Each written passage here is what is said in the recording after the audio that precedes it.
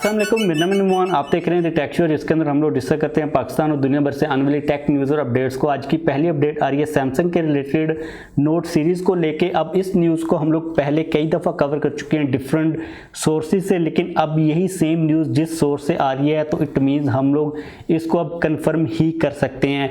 ये न्यूज़ आ रही है राइटर्स की तरफ से। न्यूज़ ये है कि सैमसंग नोट सीरीज़ को ख़त्म करने वाला है। अब यहाँ पर जो न्यूज़ है वो इतनी कोई ख़ास इंपॉर्टेंट नहीं है, क्योंकि हम लोग इसी सेम न्यूज़ को पहले भी कई दफ़ा डिस्कस कर चुके हैं, लेकिन जो सोर्स है न्यूज़ का वो काफ़ी ज़्यादा इंपॉर्टेंट है। अब अगर हम लोग बात करते हैं ओवरऑल इंटरनेट के ऊपर, या फिर जो हमारी मेन स्ट्रीम न्यूज़ होती हैं, टेक की न्यूज़ या फिर पॉलिटिक्स की जो न्यूज़ होती हैं, उनको लेके जब राइटर्स कवर करता है किसी भी न्यूज़ को, तो इसका मतलब होता है कि भाई ये काम होने वाला है, मतलब कि सबसे क्रेडिबल और ऑथेंटिक जो सोर्स है वो समझा जाता है। तो यहाँ से आप लोग दो चीज़ों को लर्न कर सकते हो। एक तो ये है कि नोट सीरीज़ ख़त्म हो रही है, अगर आप लोगों को इन केस पहले नहीं पता। दूसरी चीज़ ये है कि जब आप कोई न्यूज़ राइटर्स के ऊपर देखते हो तो मीन्स कि वो ऑथेंटिक न्यूज़ है, वो काम होने ही वाला है। इसके बाद अगली न्यूज़ यहाँ पर आ रही है आईफोन 12 सीरीज़ के रिलेटेड। अब हम लोगों ने पहले काफ़ी ज़्यादा इश्यूज़ को डिस्कस किया कि जो डिस्प्ले आईफोन 12 का वो फ्रीज़ हो जाता है जब आप लोग उसके ऊपर कवर को लगाते हो या फिर प्रोटेक्टर को लगाते हो। उसके अलावा हम लोगों ने देखा कि उसके कैमराज के अंदर भी इश्यूज़ आ रहे थे, लेकिन अभी जो इशू आ रहा है ये भी काफ़ी इंटरेस्टिंग है। ये चीज़ रिपोर्ट की जा रही है,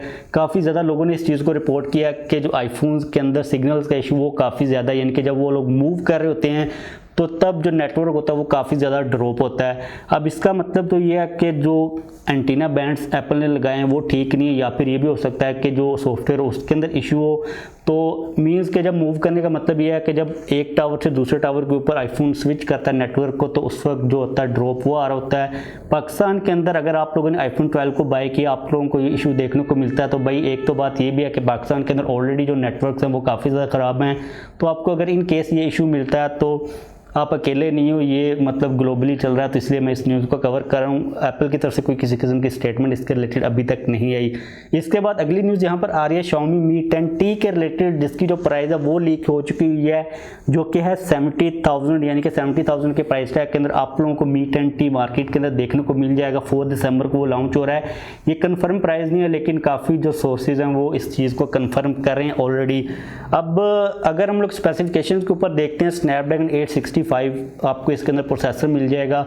उसके अलावा IPS LCD डिस्प्ले है, जो मतलब मार्केट के अंदर इस वक्त स्टैंडर्ड चल रहा है, उससे अच्छी ही स्पेसिफिकेशंस आपको मिल रही हैं। लेकिन इस स्मार्टफोन के रिलेटेड मेरे माइंड के अंदर एक चीज़ जो कि मुझे थोड़ा सा डिस्टर्ब कर रही है कि अगर आप लोग 70,000 का प्राइस टैग पे करते हो और आप लोगों को IPS LCD डिस्प्ले मिल रहा है, इवन कि आप लोगों को यहाँ पर हायर रिफ्रेश रेट मिल रहा है, तो मतलब अब आप लोगों की पर्सनल चॉइस हो सकती है कि आप लोगों ने IPS LCD डिस्प्ले को प्रेफर करना, साथ में स्नैपड्रैगन 865 को प्रेफर करना, या फिर आप लोगों ने इसी प्राइस टैग के अंदर कोई सुपर एमोलेड या फिर एमोलेड टाइप डिस्प्ले की साइड के ऊपर जाना है। मुझे ये लगता है कि अब Xiaomi को थोड़ा सा अपने इस प्राइस सेगमेंट के अंदर जो डिस्प्लेज हैं उनके ऊपर काम करने की ज़रूरत है। जो IPS LCD डिस्प्लेज होते हैं ये भी किसी हद तक ठीक होते हैं, लेकिन एमोलेड या फिर सुपर एमोलेड डिस्प्लेज का कोई मुकाबला नहीं है। तो आप लोग नीचे कमेंट्स के अंदर बताओ कि आप लोगों को ये प्राइस सेगमेंट कैसा लग रहा है। प्राइस सेगमेंट तो डेफिनेटली सी बात है, ठीक है, लेकिन जो डिस्प्ले है उसको लेके मेरे माइंड के अंदर थोड़ी सी डिस्टर्बेंस चल रही थी।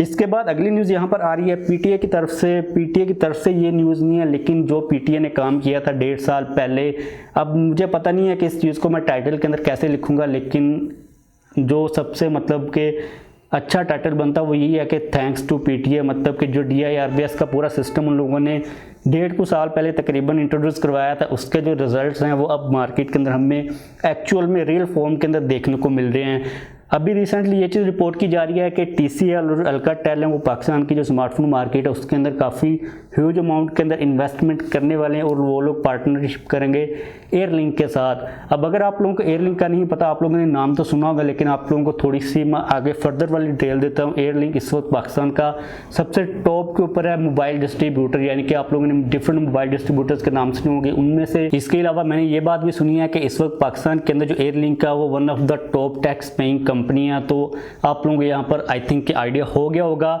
अब इसके अलावा हम लोगों ने पहले एक न्यूज़ को डिस्कस किया है कि ViVO पाकिस्तान के अंदर अपना जो मैन्युफैक्चरिंग प्लांट है उसको लगाने वाली है। इन्फिनिक्स वगैरह तो पाकिस्तान के अंदर ऑलरेडी असेंबलिंग वगैरह कर ही रही है।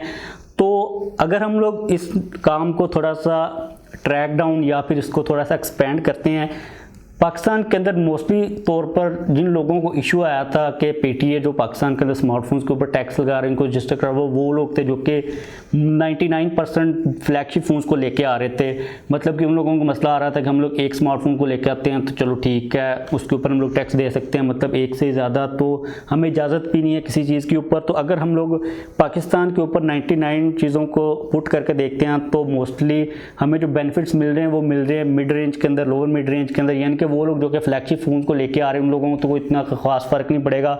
अगर मैं पर्सनली तौर पर कोई 2.5 लाख का फ़ोन लेके आ रहा हूँ, उसके ऊपर 40,000 का टैक्स मुझे देना पड़ रहा है, तो मुझे कोई इशू नहीं है। अगर मुझे कोई इशू हो रहा है तो इट मीन्स कि मेरी सोच का मतलब भी है, कोई फॉल्ट है, मतलब कि मुझे कोई मेंटली प्रॉब्लम है। अगर हम लोग इसके एक्चुअल बेनिफिट्स की बात करते हैं तो जितनी भी कंपनीज हैं, चाहे हम लोग वीवो की बात कर लें, उसके अलावा जो भी पाकिस्तान के अंदर इन्वेस्ट कर रही हैं वो सारी वही कंपनीज हैं जो कि पाकिस्तान की जो कोर ऑडियंस कह लो या फिर जो यूज़र बेस है उसको टारगेट कर रही हैं, यानी कि लोअर मिड रेंज के अंदर।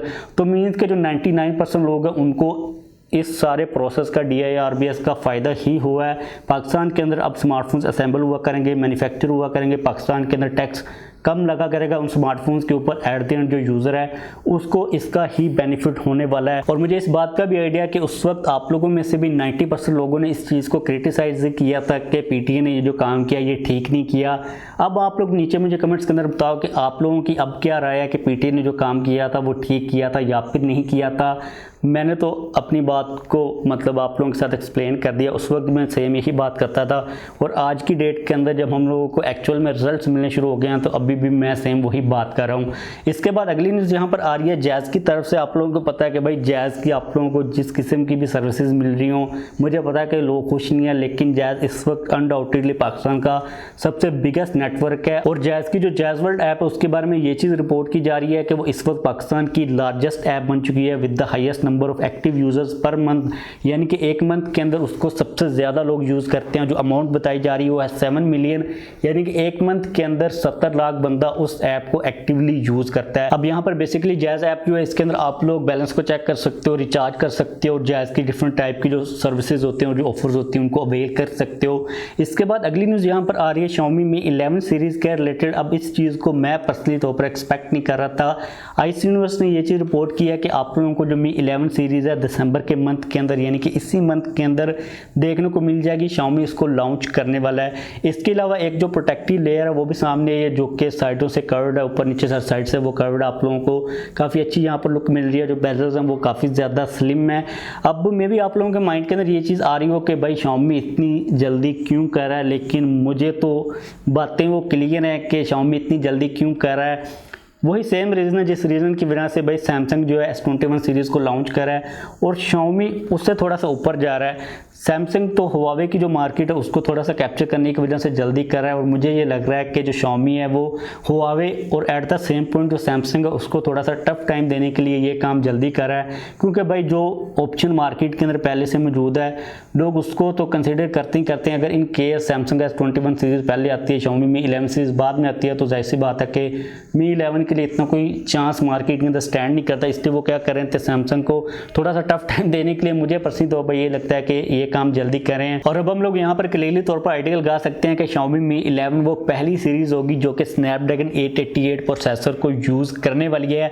अब देखते हैं कि इसकी जो एक्चुअल लॉन्च डेट होती है वो कब होती है। जैसे कोई नई अपडेट आएगी आप लोगों के साथ में शेयर कर दूंगा। इसके बाद अगली न्यूज यहाँ पर आ रही है वीवो की तरफ से ViVO Y51 के रिलेटेड। इससे पहले मार्केट के अंदर Y51 ऑलरेडी मौजूद है, लेकिन इसको हम लोग कह सकते हैं कि ये ViVO Y51 का 2021 वेरिएंट है। इसके अंदर हमें जो स्पेसिफिकेशंस मिल रही है वो थोड़ी सी डिफरेंट है और डिज़ाइन भी डिफरेंट है। अगर हम लोग स्पेसिफिकेशंस की बात करते हैं तो फ्रंट के ऊपर हमें मिल रहा है 6.58 इंचेस का IPS LCD display full HD plus resolution के साथ।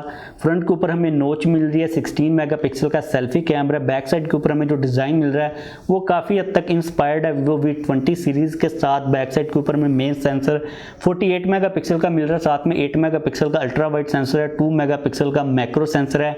साइड माउंटेड फिंगरप्रिंट स्कैनर मिल जाएगा। स्नैपड्रैगन 665 का प्रोसेसर यहाँ पर ViVO ने यूज़ किया है। 5000 mAh की बैटरी है। उसके अलावा फास्ट चार्जिंग भी मिल जाएगी। जो लेटेस्ट OS है वो मिलेगा एंड्रॉइड 11 के साथ ये स्मार्टफोन आएगा। इसको ViVO ने इंडोनेशिया की मार्केट के अंदर अभी रिसेंटली इंट्रोड्यूस करवाया, तो इट मीन्स कि पाकिस्तान के अंदर भी ये फ़ोन आएगा ही आएगा। अब मुझे समझ नहीं आई कि वीवो ने अगर इसको इंट्रोड्यूस करवानी था तो एक डिफरेंट नाम दे देता। Y51 सेम नेम देने की क्या ज़रूरत थी, मतलब कि जो नेमिंग स्कीम्स हैं स्मार्टफोन कंपनीज़ के, उसके बारे में तो मैं पहले भी काफ़ी ज़्यादा कंप्लेंट्स कर चुका हूँ कि वो समझ नहीं आती, उनको थोड़ा सा इवन या फिर आप लोग कह लो कि सिंप्लीफाई करने की ज़रूरत है। तो बस आज के लिए मेरे पास ये टेक न्यूज़ और अपडेट्स आ रही थी, कोई अपडेट तो नहीं, बाकी नहीं। वीडियो को खत्म करते जाने से पहले अगर आप लोग ने अब तक वीडियो को लाइक नहीं किया तो लाइक कर दीजिए, अगर आपने अब तक चैनल को सब्सक्राइब नहीं किया तो चैनल को भी सब्सक्राइब कर लीजिए।